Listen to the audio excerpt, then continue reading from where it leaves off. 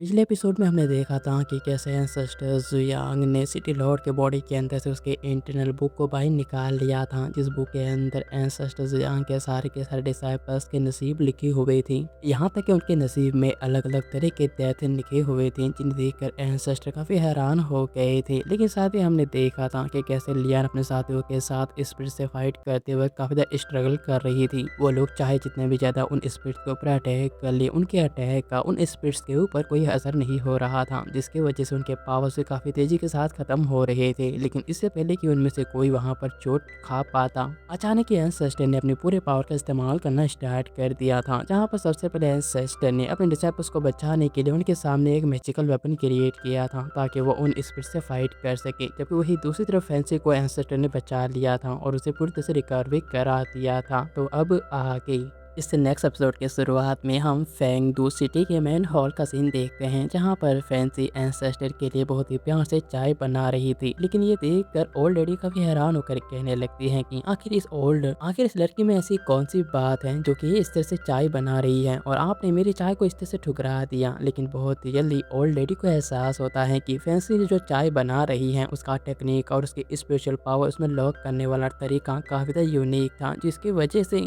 उस चाय के अंदर से बहुत ही मनमोहक खुशबू आ रहा था। ये देखने के बाद ओल्ड लेडी समझ जाती है कि क्यों एंसेस्टर ने उसकी चाय को इस तरह से बेकार बता दिया था। फिर चाय कंप्लीट होने के बाद फैंसी अपनी एंसेस्टर को चाय देती है। साथ ही साथ ओल्ड लेडी एंसेस्टर को देखते हुए कहने लगती है कि अब मुझे समझ में आया कि क्यों आपने मुझसे कहा था कि मेरी चाय उतनी ज़्यादा अच्छी नहीं है। और इसके अलावा आपके पास तो ऐसे ही यहाँ पर एक ब्यूटीफुल लड़की है जो कि आपके लिए बहुत ही मनमोहक वाली चाय बनाती है। इसी वजह से आप दूसरों की चाय को इतनी आसानी से पसंद नहीं करते। लेकिन तभी अचानक एंसेस्टर सिटी लॉर्ड से पूछता है कि तो बताओ क्या आखिरकार टीआरएनसेट के डिसाइपल्स कहाँ पर है। इस बात को सुनकर सिटी लॉर्ड थोड़े हैरान से कहने लगता है कि एंसेस्टर, मुझे लगता है कि आप मेरे साथ मजाक कर रहे हो, क्योंकि आपके सारे डिसाइपल्स तो यहाँ पर आ चुके हैं। हालांकि उसकी बातों को सुनने के बाद यहाँ पर एक अजीब तरह का खामोशी छा जाता है। लेकिन तभी सिटी लॉर्ड की और एक सर्वेंट आती है जो कि आते उसे बताते हैं कि वांग यान रियलम में अंदर बहुत ही अजीब तरह से प्रॉब्लम आ गए हैं। इस बात को सुनकर सिटी लॉर्ड गुस्सा हुए कहने लगता है कि उस रियलम में तो हजारों सालों तक शांति ही शांति था, तो आखिरकार आज अचानक ऐसा क्या हो गया। कहीं ऐसा तो नहीं कि पिछले 2 महीनों में जो जितने भी सारे सोल्स आए थे उसकी वजह से ही ये सब कुछ हो रहा है। इतनी बीच अचानक एंसेस्टर सिटी लॉर्ड से पूछता है कि क्या तुम्हें पक्का यकीन है कि टीआरएनसेट के डिसाइपल्स यहाँ पर नहीं है।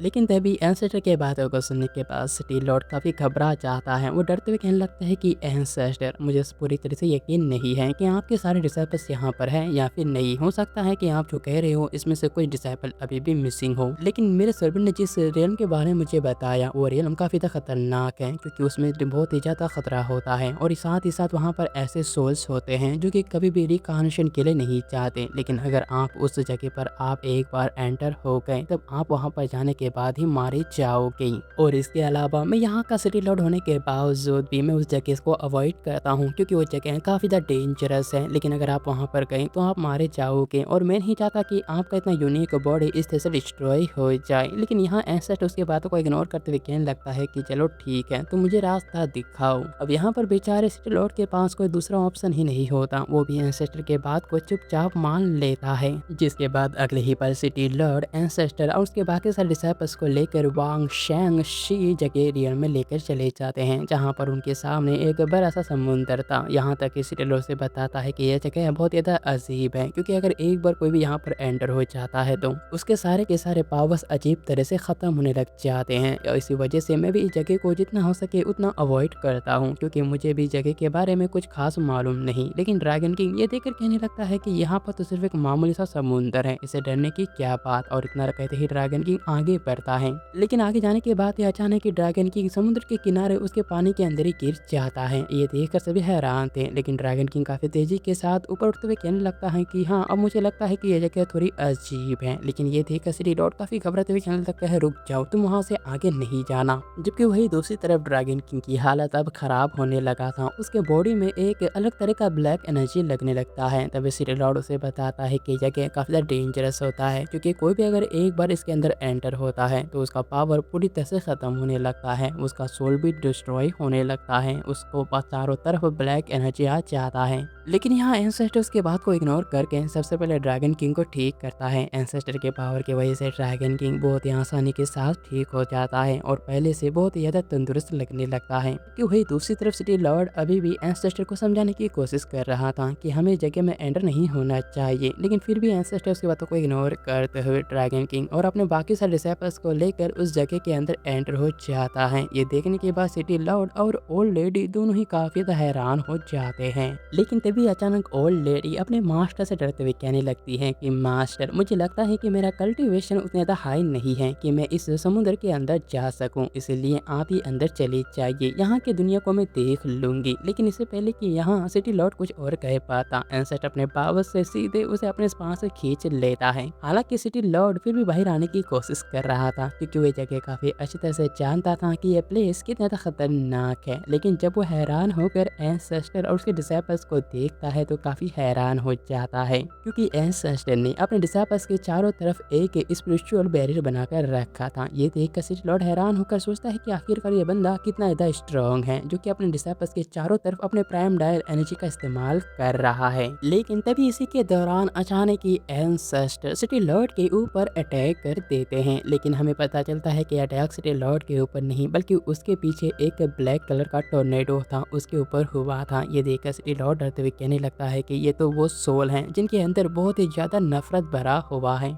लेकिन आखिरकार ये सोल्स यहाँ पर क्या कर रहे हैं। एंसेस्टर बताता है कि ये सोल्स अगर यहाँ से निकल गए तो ये लोग पूरे फेंगडू सिटी को ही कोलैप्स कर सकते हैं, जिससे कि तुम्हारा रियल्म पूरी तरह से डिस्ट्रॉय हो जाएगा। लेकिन साथ ही साथ अब वहाँ पर कई सारे और भी टोर्नेडो आने लगे थे। ये देखने के बाद सिटी लॉर्ड अपने वेपन को निकाल कर उन टोर्नेडो से फाइट करने लगता है। वो एक ही अटैक में उन टोर्नेडो को डिस्ट्रॉय करने लग जाता है। लेकिन अब वो टोर्नेडो देखते ही देखते काफी खतरनाक होता जा रहा था। टोर्नेडो ने यहाँ पर सिटी लॉर्ड को चारों तरफ से घेर लिया होता है और अचानक उस पानी के अंदर से एक अजीब तरह का मॉन्स्टर आकर डायरेक्टली सिटी लॉर्ड को अपने मुंह में बंद कर लेता है। ये देखने के बाद सिटी लॉर्ड काफी डर जाता है, लेकिन साथ ही साथ वो अपने पावर का इस्तेमाल करके वहां से निकलने की कोशिश ही कर रहा था। तभी उसकी मदद करने के लिए यहाँ पर लुशियन और मास्टर डोंग आ जाते हैं, जहाँ पर मास्टर डोंग अपने बजरा बॉडी का इस्तेमाल करके उस क्रिएचर के ऊपर एक जोरदार अटैक करता है, जिसकी वजह से वो अपनी अटैक से उस टोर्नेडो यानी कि उस मॉन्स्टर को डिस्ट्रॉय करने में कामयाब हो जाते हैं। लेकिन यहाँ पर हमेशा की तरह ही दोस्तों लुशियन और मास्टर डोंग एक दूसरे से आगे बनने की जिद में लगे थे। वो दोनों ही एक दूसरे के साथ शर्त लगा लेते हैं कि कौन सबसे ज्यादा टोर्नेडो को मार सकता है। लेकिन उन दोनों को आपस में लड़ता हुआ देखकर सिटी लॉर्ड उन दोनों को थैंक यू कहता है, क्योंकि उन दोनों की वजह से ही वो बाल बाल बच जाता। फिर सिटी लॉर्ड जल्दी से एंसेस्टर के पास जाकर उसे कहने लगता है कि एंसेस्टर, मैं चाहता हूँ कि प्लीज आप यहाँ पर कुछ कीजिए, आपको इन सभी को ही डिस्ट्रॉय करना होगा। लेकिन इससे पहले कि सिटी लॉर्ड अपने बात को कंप्लीट कर पाता, एंसेस्टर के डिसाइपल्स आ गया तो वे कहने लगता है कि मास्टर, दरअसल हम भी यहाँ पर अपने पावर्स को यूज करना चाहते हैं। हम जानना चाहते हैं कि हम कितना ज़्यादा स्ट्रॉन्ग हैं।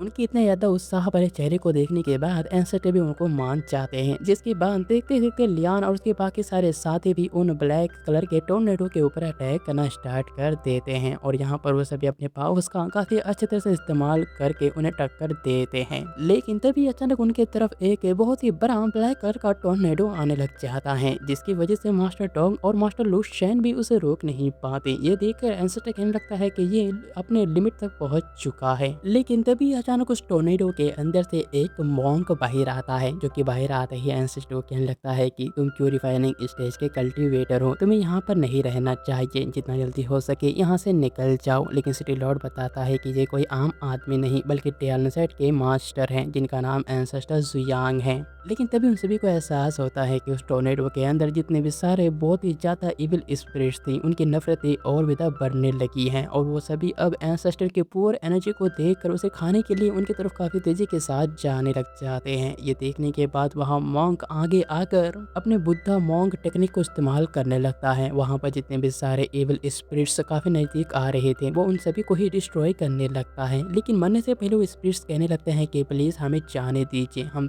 इंसानी दुनिया में दोबारा नहीं जाना चाहते, हमारे ऊपर थोड़ा तो रहम कीजिए। लेकिन मॉन्क को पहले ही पता होता है कि ये स्पिरिट्स काफी ज्यादा बुरी हैं, जिनके अंदर सिर्फ बदला लेने की ही चाहत है, इसके अलावा और कुछ नहीं। इसी वजह से मॉन्क जितना हो सके वो उतना ज्यादा उन स्पिरिट्स के ऊपर अपना कंट्रोल बनाने की कोशिश करता है। लेकिन दूसरी तरफ उन स्पिरिट्स का गुस्सा काफी बढ़ जाता है, क्योंकि वो लोग इंसानी दुनिया में जाकर वहाँ पर तबाही मचाना चाहते थे। इसी वजह से वो कहने लगते हैं कि आखिरकार हमारा कसूर क्या है, तुम लोगों ने हमें यहाँ पर कैद करके क्यों रखा है। जबकि मोंग को अभी इन सभी को रोकने में काफी दिक्कत हो रहा था क्योंकि उन स्पिरिट्स के पावर्स काफी बढ़ते ही चाह रहे थे। तब ये देखकर सिटी लॉर्ड भी अपने पावर को इस्तेमाल करते हुए कहने लगता है कि मैं तुम लोगों को इस रियम से बाहर जाने नहीं दे सकता, भले ही इसके लिए मुझे अपना जान ही क्यों ना देना पड़े। साथ ही मोंग सिटी लॉर्ड को कहने लगता है कि हमें किसी भी तरह से इन स्पिरिट्स को रोकना होगा, क्योंकि अगर एक बार ये लोग इस रियम को पार कर गए तब ये लोग इंसानी दुनिया में जाने के बाद सिर्फ तबाही मचा देंगे और इनमें से कोई भी बच नहीं पाएगा। जबकि अब उन दूसरी तरफ उन स्पिरिट्स और यहाँ पर एंसेस्टर भी इस चीज को बहुत ही गौर और काफी शांत तरीके से देख रहे थे। वो देख रहे होते हैं कि कैसे वहाँ मास्टर और वहाँ मोंग एक दूसरे को मदद करते हुए उन स्पिरिट्स को रोकने की कोशिश कर रहे हैं। लेकिन तभी अचानक वो सभी के सभी स्पिरिट्स एक साथ कॉम्बाइन होकर एक बहुत ही बड़े स्पिरिट्स रूप फॉर्म लेते हैं, जिसके पास एक बहुत ही पावरफुल स्वॉर्ड भी होता है। जिसके बाद वो स्पिरिट्स अपने बड़े से स्वॉर्ड का इस्तेमाल करके मोंग और सिटी लॉर्ड के बनाए हुए बैरियर के ऊपर अटैक कर देता है, जिसकी वजह से उस अटैक की वजह से वहां पर एक छोटा सा छेद हो जाता है। इसी मौके का फायदा उठाकर कुछ स्पिरिट्स काफी तेजी के साथ इंसानी दुनिया में अटैक करने के लिए आ रहे थे। वो सभी कह रहे होते हैं कि अब हम बहुत ही अच्छा खासा सुपर स्पिरिचुअल एनर्जी खा सकते हैं। ये देखकर एंसेस्टर के डिसाइपल्स आगे आकर उन स्पिरिट्स को मारने लगते हैं ताकि उन्हें कुछ कम कर सके। दूसरी तरफ सिटी लॉर्ड और मोंग अभी भी अपनी पूरी पावर का इस्तेमाल करके उन स्पिरिट्स को रोकने की कोशिश कर रहे थे। वो कोशिश कर रहे होते हैं कि कम से कम वो इस दरार को भर सके ताकि स्पिरिट्स आगे ना आए। लेकिन साथ ही कुछ और इविल स्पिरिट एंसेस्टर के पास जाकर उन्हें खाने की कोशिश करने लगते हैं, लेकिन उससे पहले ही मोंग आगे आकर उन इविल स्पिरिट्स को रोक देता है। लेकिन फिर भी वो इविल स्पिरिट्स दोबारा एंसेस्टर के पास जाकर उनके पावर्स को एब्जॉर्ब करने की कोशिश कर रही थी। लेकिन यहाँ पर एंसेस्टर अपने गोल्डन लाइट का इस्तेमाल करके उन इविल स्पिरिट्स को अपने पास आने से पहले ही मार डालते हैं। जिसके बाद सिटी लॉर्ड एंसेस्टर से कहने लगता है कि एंसेस्टर प्लीज आप जल्दी से कुछ कीजिए, मैं चाहता हूँ कि आप इन इविल स्पिरिट्स को मिटा दें। इस पर एंसेस्टर कहता है कि चलो ठीक है, तुम ऐसा चाहते हो तो ऐसा ही होगा। और इतना कहने के बाद एंसेस्टर अपने पावर का इस्तेमाल करके एक बहुत बड़े एनर्जी स्लैश का इस्तेमाल करता है, जो कि देखने में काफी था गोल्डन कलर और काफी था स्ट्रॉन्ग था। यहाँ पर एंसेस्टर का जो एनर्जी ब्लेड होता है वो डायरेक्टली उस मोंग के बैरियर को डिस्ट्रॉय करके सीधे उस इविल स्पिरिट वाले फॉर्म में जाकर लगता है, जिसकी वजह से वो इविल स्पिरिट्स बहुत ही आसानी के साथ खत्म हो जाते हैं। लेकिन अब एंसेस्टर का ये अटैक वहाँ पर भी रुक नहीं रहा था, वो तो डायरेक्टली समुद्र के तल में जाकर अटैक करने वाला था। ये देखकर सिटी लॉर्ड काफी डर जाता है। वो समझ जाता है कि एंसेस्टर का पावर काफी खतरनाक है और अगर ये एनर्जी ब्लेड नीचे जाकर लगा तो ये पूरा रियम ही पूरी तरह से कोलैप्स हो जाएगा। और इसी की वजह से सिटी लॉर्ड और मोंग दोनों ही एंसेस्टर के पास जाकर उन्हें रोकने की कोशिश करते हैं, लेकिन अब काफी देर हो जाता है क्योंकि वो एनर्जी ब्लेड डायरेक्टली समुद्र के नीचे वाले हिस्से में जाकर टकरा जाता है, जिसकी वजह से अब जितने भी सारे इविल स्पिरिट्स समुद्र के तल में कैद थे अब वो सभी आजाद हो जाते हैं। लेकिन इसी के साथ ही हम देखते हैं कि यहाँ पर कई सारे स्ट्रॉन्ग से स्ट्रॉन्ग और एंसेंट से एंसेंट इविल स्पिरिट्स थे, जो कि अपने अपने जमाने में काफी ज़्यादा स्ट्रॉन्ग थे। और कुछ तो यहाँ पर ऐसे भी इविल स्पिरिट्स थे जो कि पूरे यूनिवर्स के ऊपर ही रोल किया करते थे और इसी की वजह से उन सभी को यहाँ पर कैद करके रखा गया था। लेकिन अब आज़ाद होने के बाद वो लोग दोबारा ह्यूमन वर्ल्ड और पूरे यूनिवर्स के ऊपर ही कब्जा करने की बातें करने लगते हैं, जहाँ पर हम वहाँ पर एक स्ट्रॉन्गेस्ट स्पिरिट को देखते हैं जो कि आज़ाद होने के बाद काफ़ी खुश था। अब वो सारे स्पिरिट्स दोबारा इंसानी दुनिया में जाने के लिए काफ़ी खुश हो जाते हैं। ये सब कुछ एंसेस्टर बस चुपचाप देखते हैं। और दोस्तों इसी के साथ ये शानदार एपिसोड जो होता है यहीं पर एंड होता है। मैं उम्मीद करता हूँ को आपको ये एक्सप्लेनेशन अच्छा लगा।